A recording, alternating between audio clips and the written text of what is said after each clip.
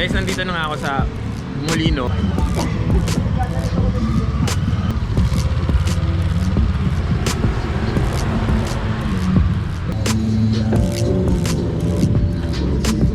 ride ko yung Bineri 5 Auto C dito naman sa truck na to. So bagay sa akin yung speed niya kasi hindi ako mahilig sa mga...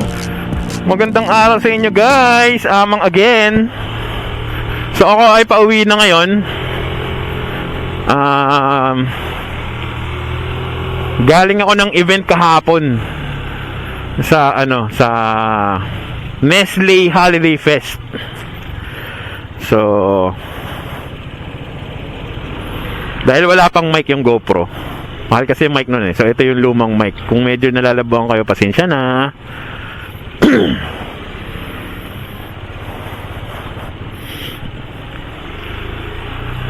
Napansin ko, review ko yung mga ibang videos ko guys eh. Basta kailangan bago ko to gamitin, tong Alston, pupunasan ko yung lens. Kasi pag hindi ko siya pinunasan, medyo para siyang foggy.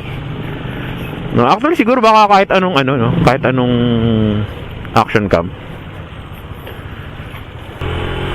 So far ang difference guys ng ng GoPro tsaka nitong Alston, actually malaki talaga yung pagkakaiba kasi branded yun.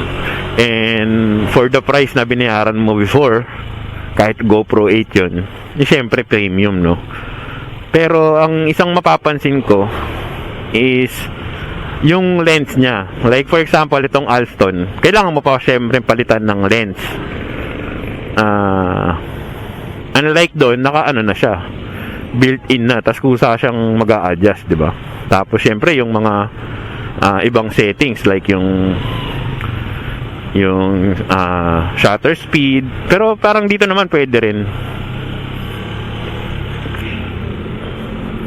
Mas mas ma-adjust mo pagka yung mga mamahaling action cam, mas versatile ba. Pero hindi ibig sabihin nun na hindi okay itong itong mga Alston. Kasi para sa akin, for beginners or for halimbawa documentation ng ng biyahe mo o kung ano man, is pwede na talaga tong Alston. Tapos syempre yung yung isa pang maganda sa bitong traffic dito, hindi ako dyan dumaan.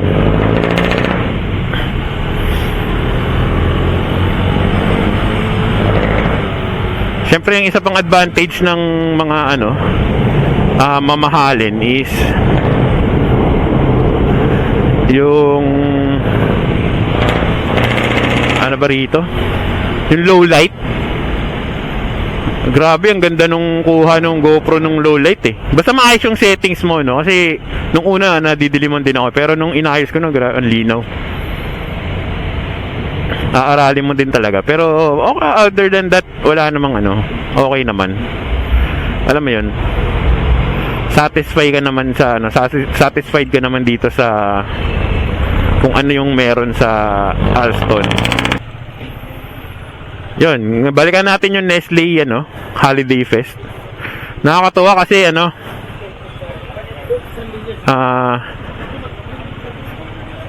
dami nilang mga activities na ginawa ko hapon, parang games ba.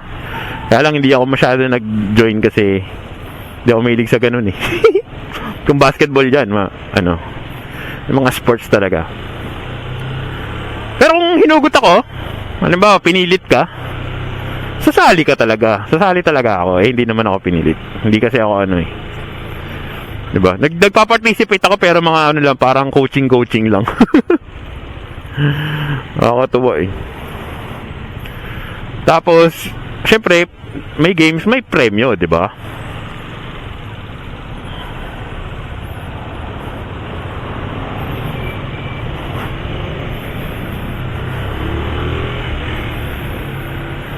Kaya lalong nakakatuwa kasi may price.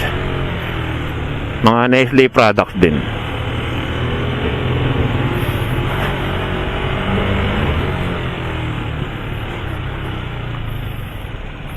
Pero dahil nga affiliate event yun, pag uwi mo, may dala ka na rin may dala kang samples from Nestle. PR package. Yan. So, nakakatawa magpunta sa mga ganun kasi may matututunan ka talaga. Kasi may tinuturo sila. May nagtotalk. Kung hindi man tungkol dun sa products, paano mo rin i-upsell? So, alam mo yun, di ba sa mga companies, tinuturuan din nila yung mga empleyado, paano mag-upsell, paano yung ganito, paano yung ganyan. So, ganun din yung ginagawa nila for affiliates. May mga activity or may mga event sila na para sa ganun. Which is nakakatawa kasi ramdam mo na andun yung support talaga, no? Lalo na yun, mga big names or big company. For this year, hindi lang yun yung na-attendan ko. Lalo na sa Nestle. Pangalawang Nestle ko na yun eh.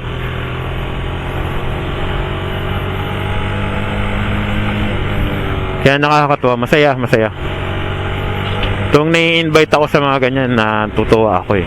Kasi feel na feel ko yung pagiging affiliate.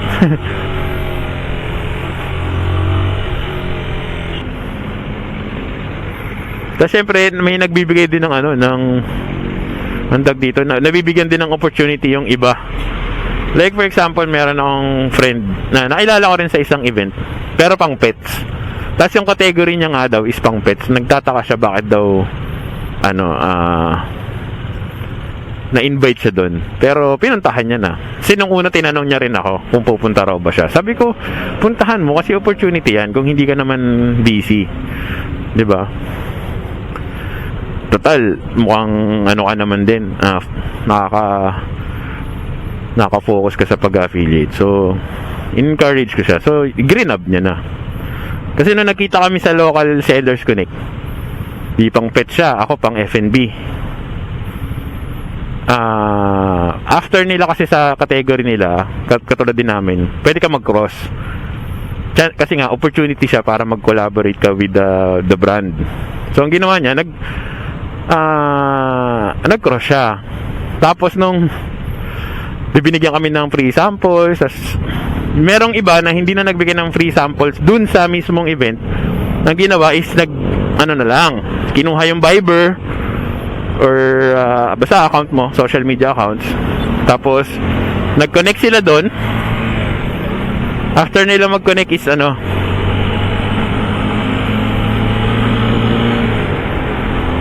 after nila mag-connect, nag-message sila kung interested ka pa ba mag-collab, ganito, ganyan. Magpapadala sila ng free samples, if ever. Which is siguro, win-win para sa kanila.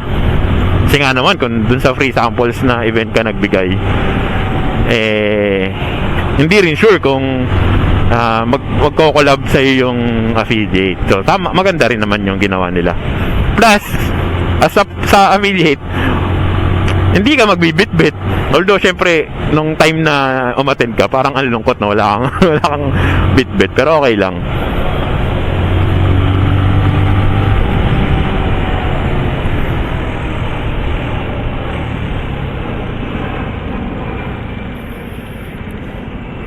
So, sabi ko sa kanya, i-grab niya.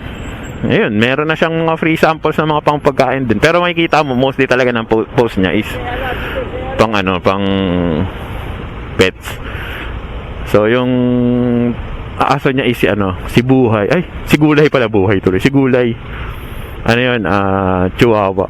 Tapos nakalabas dila, ang cute. Tapos lagi silang nasali sa mga event. Yung mga parang competition ng pang pets na nanalo yun eh. Nag-costume ng Mandalorian. Ang cute. Bigla ako naisip, guys. Samahan ko to ng test ride. Tapos doon na lang ako mag-GoPro. Parang di sayang yung video, no? Guys, nandito na ako sa Molino.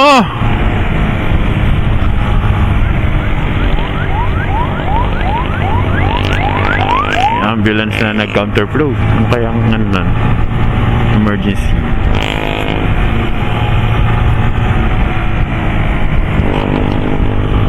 Kasi sa ano yung ano eh, yung event sa Molino. Stoplight ba? Ang ganyan.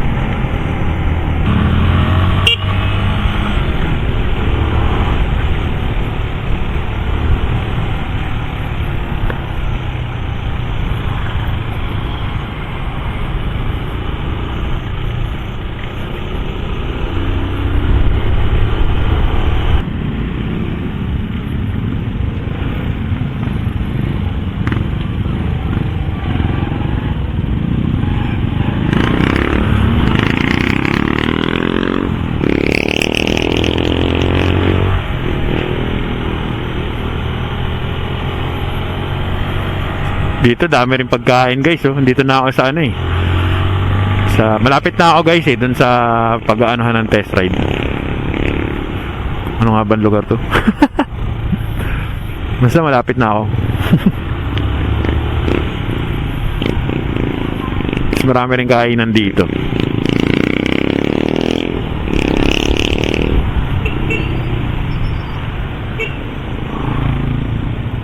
Bali sa kabila lang ako dumaan. Kasi galing ako ng Molino, Molino Boulevard. Molino Road, basta doon. Kaysa umikot pa ako, 'di ba?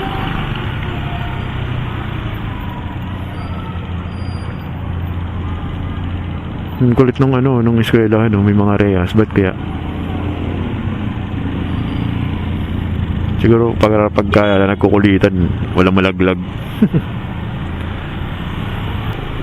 May Lawson pala rito. Gusto kong magkape. Bili mo na akong kape.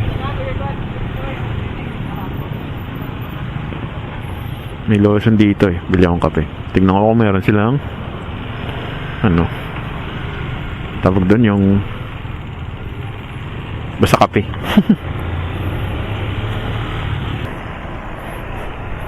Kulit ng bata guys, nakita niya yung motor ko, sabi niya, uy, angas oh. Ayun, nakabili na ako ng kape sa Lawson. Ay, sarap din kape ron. Pero pag may nakita akong pick up coffee dito, bigla akong madidisappoint. Kasi mas gusto ko coffee doon. Ay, sayang, kawawa yung aso bag nasagasaan oh.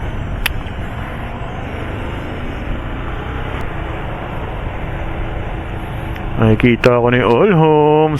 May somtay pala rito guys oh. Eto na siya. Eto na, all home. Guys, nandito na nga ako sa Molino, sa Pinelli. And meron silang test ride event. So, susubukan ko mag-test ride. Di ko alam kung yung 502C. Tapos, meron kasi yung mga SYM na motor. Ito yung Crusim, tapos yung Naga. Tapos yung iba na yung 502 ng Binelli, tapos yung Morbidelli na adventure bike. Gusto ko sanang i-testing yung adventure bike, kaya lang ang taas kasi, natataasan ako. Hindi pa ako confident. So yun. Sana mag-enjoy ako, no? And sana mag-enjoy din kayo. O siya. Testing muna ako guys.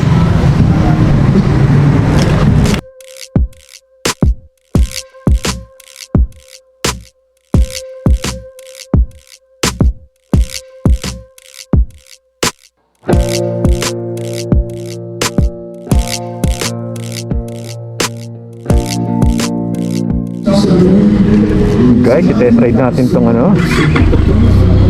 502C. Ito natin yan.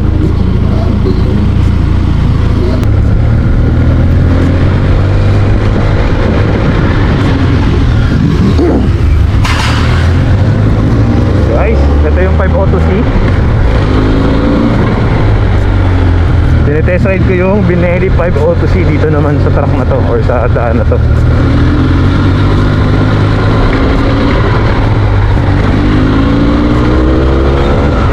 Talaga nito gamitin guys, no? Sabi pa ni Richard, ano pa daw to? Medyo kailangan pa i-remap.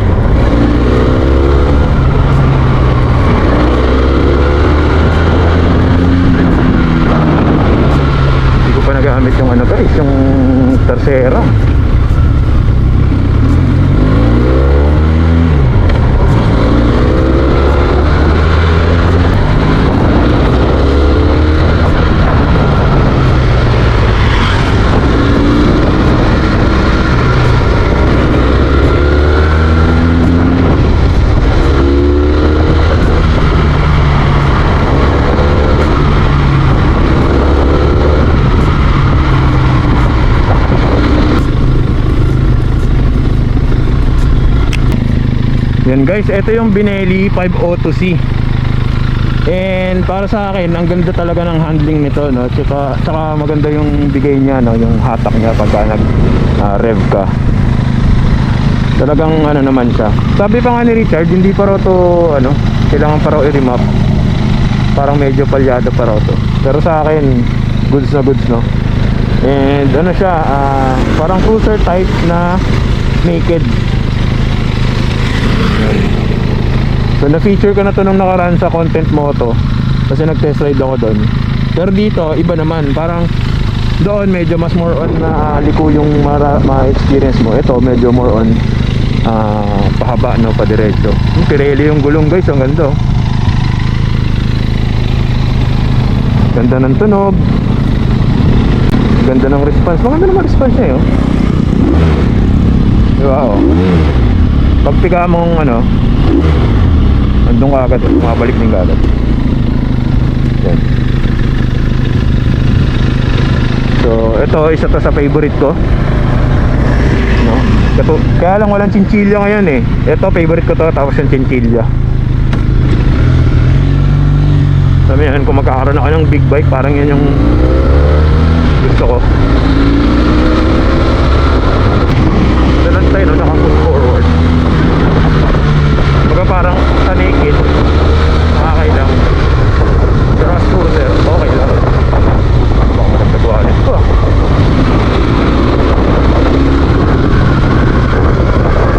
Kaya inisip ko yung wallet ko, no?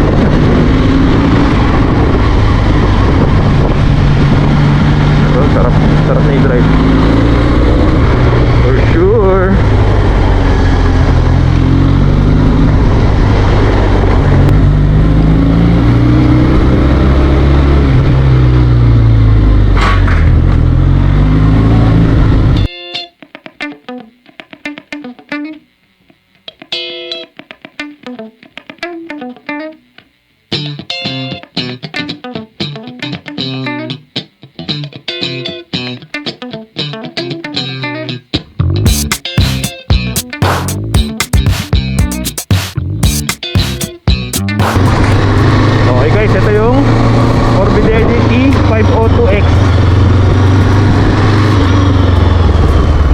Medyo mataas talaga siya.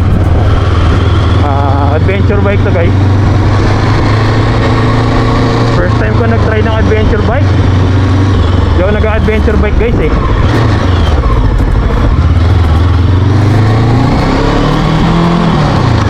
So ito syempre dahil nga adventure bike siya, ramdam mo may power, pero paano ko ba papaliwanag? Yung meron siyang power, pero hindi siya ano, yung arangkada. Ibibigay mo talaga siya.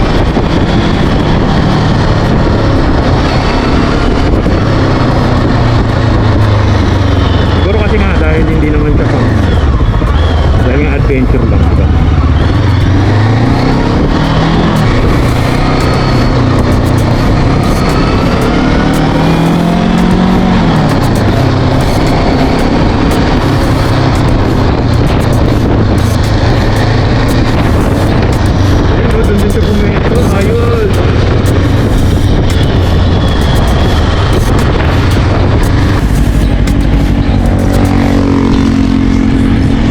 So ito guys is yung ano, Morbidelli T502X.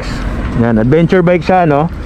Tapos meron siyang mga ilaw na LED.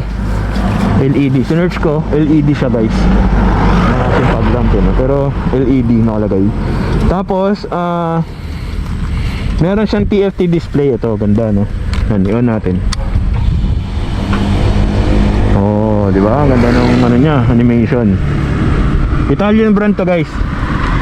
Tapos syempre as usual, dahil adventure bike nga, medyo mataas talaga siya. Tapos ano, meron siyang kill switch sa side stand. Natuwa naman ako doon kasi hindi ko alam, hindi ako familiar. Hindi nasabi sa akin kanina. Pero okay naman din. So dahil nga adventure bike siya, no, ang ganda ng bigay ng power niya, pero tamang ano ka lang din. So bagay sa akin yung speed niya kasi hindi ako mahilig sa mga sobrang mabibilis na motor. Although nagustuhan ko yung 5 Auto C kasi medyo pagka naked eh. So yun yung pinaka ano ko. Hindi ako mahilig sa sports bike pero pwede akong tumawid sa naked bike. So kung ano, ang motor ko kasi is kung hindi scrambler, cruiser. So nagustuhan ko to other than dun sa yun lang talaga pag adventure bike mataas, no. Tapos syempre meron na siyang ng bracket tapos pwede mo lagyan ng box. Ang hindi ko alam kung kasi ito parang ito yung slot ng ano eh para sa panniers ito. So baka it's either pagagawa mo ng bracket mo. Yun. Hindi ako masyadong ano pa sa mag-review ng motor. So siguro along the way, no. Ang taas ng seat height nito, ano ako, 5'6" ako guys eh. So yun guys. Ang ganda na ito. So kung ano man yung ibang details, ipa-flash ko na lang dito.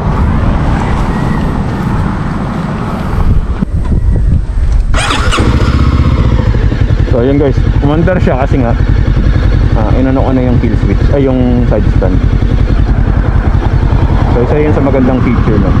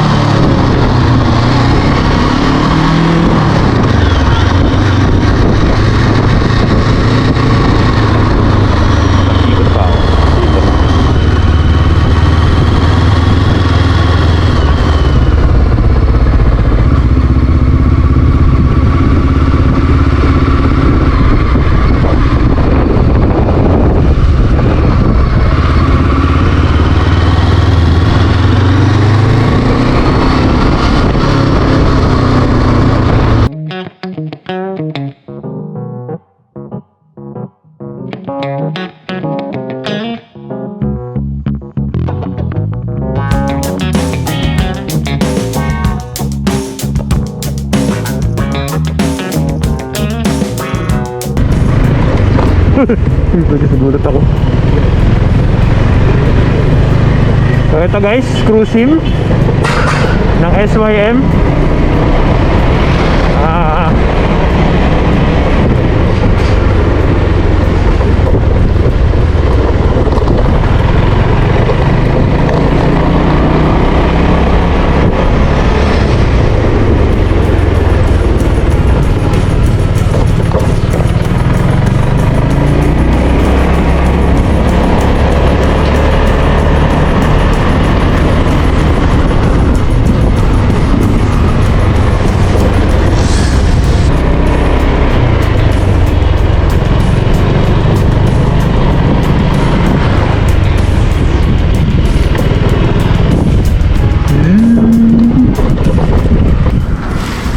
SYM.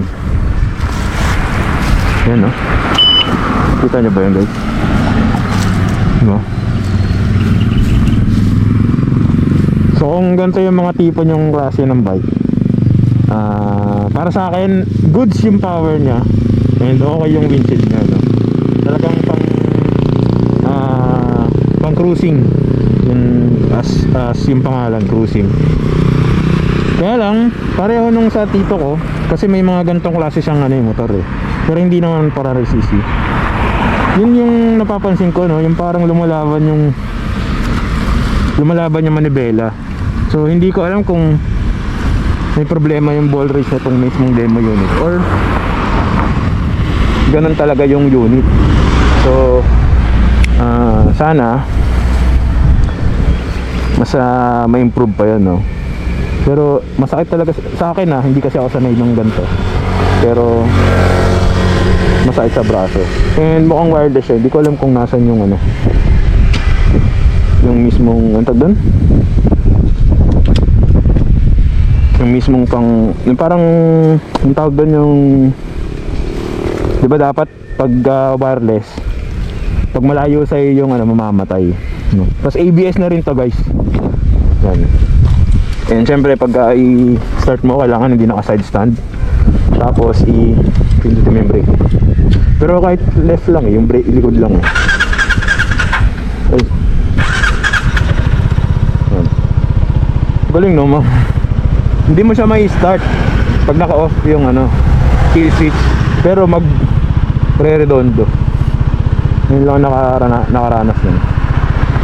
Tapos kitang-kita mo guys yung yung sa side mirror kasi ang laki. Yan.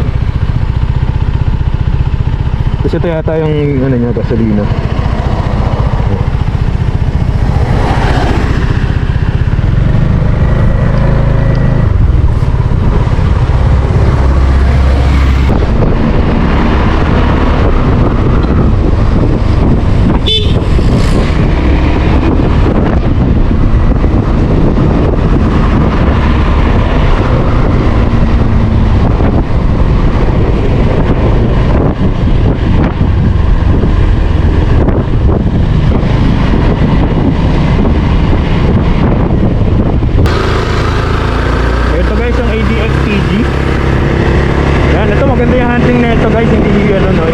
Relax ka talaga. Ramdam na ramdam mo, relax yung kamay mo, relax yung mo, no? So yung isa kanina, parang lumalaban yung nasakit sa braso. Kahit mabilis na.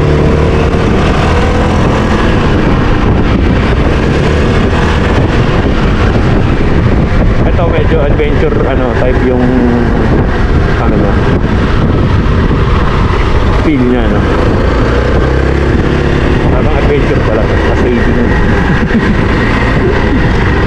Sino? Yan. Ay, hindi pala ako nakapagpa-picture dun sa isang motor. Yan mo. Ito na lang.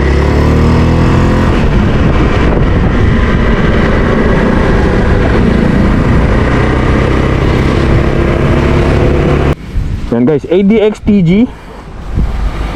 No? Maxi Scoot. Mga Maxi Scoot ba tawag dito?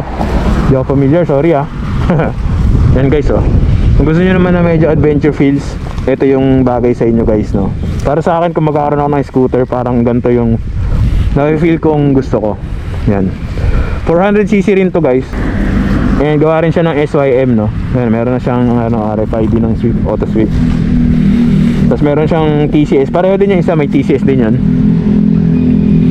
And siyempre mga scooter, lahat talaga pansin ko or lahat talaga na alam ko na scooter is meron siyang kill switch sa side stand. Yan. Kung gusto niyo ng adventure feels, eto guys. Tapos meron na siyang may charging port siya dito. Yan. Pag i-on siya, ganun din, meron din siya yung para remote na pag i-on siya, del keyless, i-on mo is pipindutin mo to guys ng matagal, long press lang. Yan. Mag-on na siya.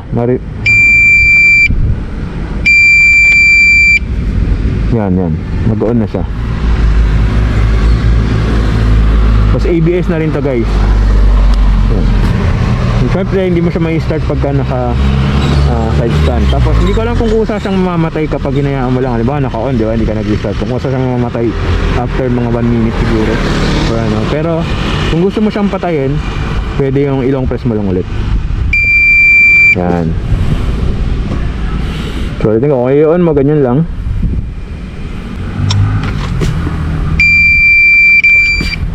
Yan. Ito gusto ko tong feel na ito guys.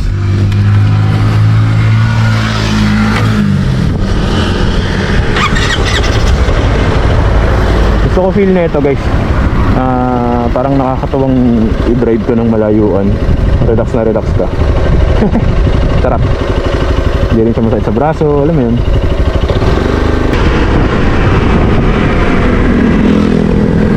Tayo sa relax dito. Nag-break tayo sa habok pa yan. Tumayo ulit eh.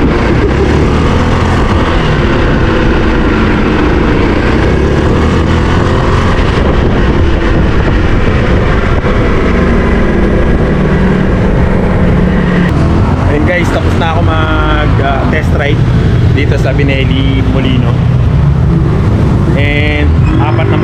yung tinesting ko.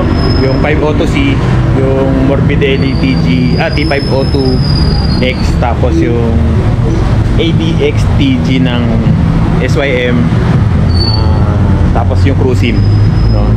Puro mga 400cc and above. So, syempre nagustuhan ko yung 502C as usual. Pero di ko akalain na kaya ko palang i-drive yung adventure bike. And nagustuhan ko yung feels niya, no? So, kasi ang gusto ko talaga mga i-drive is mga cruiser type, scrambler, or basta classic, no, related dun.